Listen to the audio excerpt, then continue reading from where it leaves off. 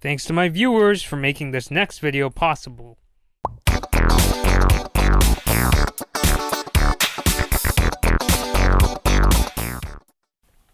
What's up, everybody? Blood Moon Bobby here, and I decided to try shooting videos at a different angle because I hated how in a lot of them the window behind me would just shoot a ton of sunlight right behind me and I would just come off looking very backlit. So I'm going to try filming myself centered from now on to prevent that, and so far I really like this setup much better. I look a lot more brighter, but please tell me your thoughts of this new setup below.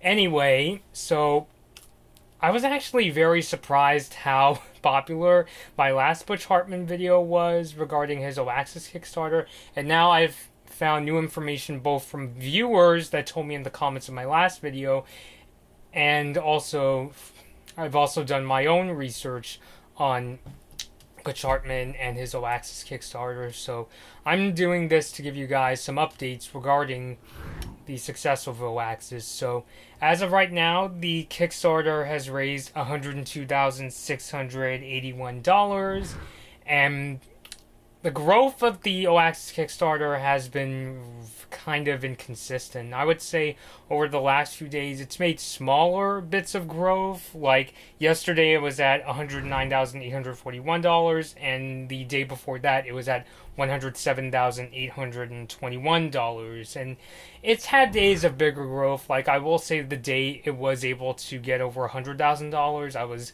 a little bit surprised. Not because I wanted it to fail, but I was just amazed that through the days of having very small bits of growth that it was able to reach that milestone.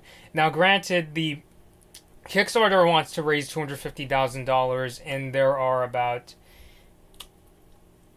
6 days left in the Kickstarter from the time I'm filming this video. By the time it's released it'll be closer to probably 5 days left, but you can check out the Kickstarter yourself to find out. I will include it in the link in my description. But I'm honestly very skeptical that it's going to be able to make its $250,000 goal, because it's going to have to make over half of its goal within the next 5 days. So I'm honestly very skeptical still if it's going to reach that $250,000 amount. And I feel like Butch could have done a much better job promoting it in his videos. I know I watched a few of his videos today, or I wanted to see like the ending of his videos, the beginning and ending of his videos, to see if maybe he promotes his Oaxis Kickstarter. And the most he usually does in his videos, aside from the ones where he actually talks about it, which aren't that many, he'll include a link to the Oaxis Kickstarter at the end, where he says, hey guys, thank you for watching my videos, check out this video and follow me on social media. I find it interesting how he doesn't even mention it. Like, I have to imagine for people who don't know what Oaxis is, if they watch the video and they see the logo, they might assume, oh, that's his production company. I kind of wish he would maybe fill in what his Kickstarter is about rather than just relying on people clicking on the link to check it out, because I think he would have more clicks if he actually mentions, hey, I'm doing a Kickstarter where I'm trying to raise money to start a streaming service that's going to have sitcoms, comedies, gardening shows, dramas, and news, and people will be able to upload their own content.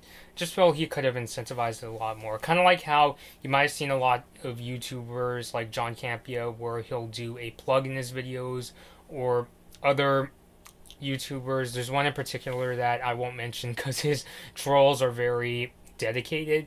He mentions his sponsorships at the beginning of many of his videos, and he once mentioned another sponsor at the very end. So I kind of feel maybe in Butch Hartman's videos he could mention at the beginning and end of them, hey, go support my Oaxis Kickstarter, it's going to have this really cool stuff.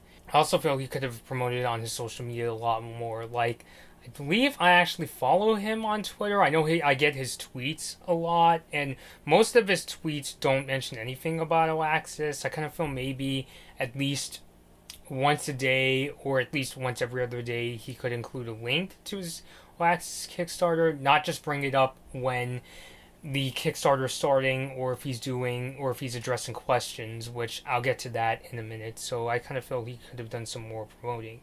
Now, a viewer of my previous video has informed me that Butch already has another streaming service, and it is called the Noog Network.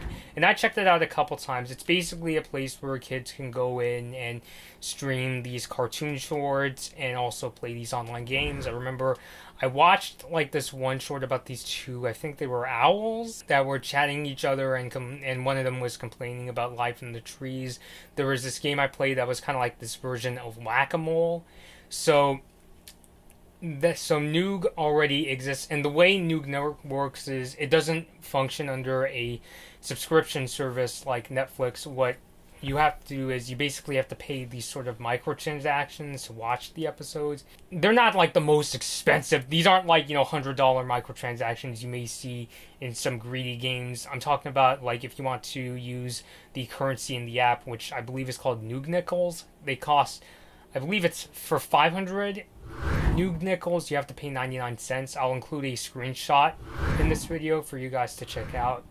But even though Butch has the service, I kind of feel like Oaxis is an even bigger animal than Noog, since Noog is really there for people to check out pre-made content, like I said, cartoons and games, whereas Oaxis is on a much different level where it seems like it's going to cover more kinds of not just cartoons but different kinds of shows, both animation and live action, as we've seen from the rewards that Butch is offering to donors of his Kickstarter. Like I said before, Butch is looking to have sitcoms, comedies, news shows, dramas, gardening shows, and so on and so forth. And people will also be able to upload their own content as long as it passes Oaxis' family-friendly screening process, which that in itself I'm deeply skeptical about that, especially when you consider how YouTube screens for copyrighted content. It could be either too sensitive or too insensitive. And given how Butch mentions in his video that he does not want negative content, it's probably going to be more sensitive because it's a very subjective thing, the way people define negative things. So I kind of feel in that sense Butch may be a little too strict, but we'll have to wait and see. Now, I watched Butch's video. It's linked on his Kickstarter, but I'll also link the video in itself in the description, where he basically addressed a lot of the concerns, because to be fair, a lot of people, not just me, were also very skeptical about this Oaxis streaming service. And the first thing Butch acknowledged is that $250,000 is not enough to start a streaming service. He actually said that it would actually take millions of dollars to fund a streaming service, which that honestly makes me scratch my head, because now I'm just thinking, where is Butch going to get the money? Is he going to go to investors? Which I'm pretty sure, given that he's the creator of some really successful cartoons like Fairly Odd Parents, Stanley Phantom, Tough Puppy, and Bunsen is a Beast. I'm pretty sure an investor would have been like, oh, he's the creator of all these shows and kids really like him, I'll go support him. But if he's going to go to investors, why would he need a Kickstarter? Especially with someone like Butch Hartman, who is a veteran of the animation industry. And if he's going to be looking on going to Kickstarter, and this whole $250,000 Kickstarter was just to get started, like he said in his Kickstarter video, that $250,000 will cover things like salaries, getting the streaming service started, and finding the content. Which even then, I don't know if $250,000 is going to be enough to cover all that. Is he just going to come back saying, oh, we're going to stage 2 and stage 3, and he's going to start separate Kickstarters? I'm honestly very skeptical if that kind of thing would work, where he's going to do multiple Kickstarters. I think a lot more people would be more comfortable just giving him money this one time. Like if he started a Kickstarter where he was asking for $2 or $3 million, and I know there's going to be people who are like, hey, a guess, $2 or $3 million, that's a lot of money. Look at the Atari VCS, regardless of what you think of that, they were able to raise, I think, around $3 million. So I think people will donate as long as they see a good cause, or if they get something that they want. So I think there will be more legitimacy that way. He also talked about he vaguely talked about who is going to be making content. He basically said, oh, I'm going to get some people all over the world to join me. Which, again, I'm not saying Butch should just go out and name every single person that's making content. Leave some surprises, obviously, but I feel like he would have an easier time getting to his $250,000 goal if he mentions, oh yeah, I'm working with this cartooner. Or even if we don't know who the cartooner is, hey, I know this amazing cartoonist from, let's say, Japan or Finland or England or award-winning. I think they make amazing things and they have a bright future and I think you'll like them. If he had people like that, or even including people like, hey, I'm working with this guy who used to work for Netflix, or, oh, I know this person that used to work for, let's say, Nickelodeon streaming service, and he's going to be helping me out. I think if he had people like that, it would show that Butch is also contacting people that have experience in areas that Butch may not be an expert in, but he trusts these people, and in the case of content creators, he believes in not just adding more content, but he's also very open to accepting content from others, both award-winning people and people that Butch Hartman sees as having a bright future.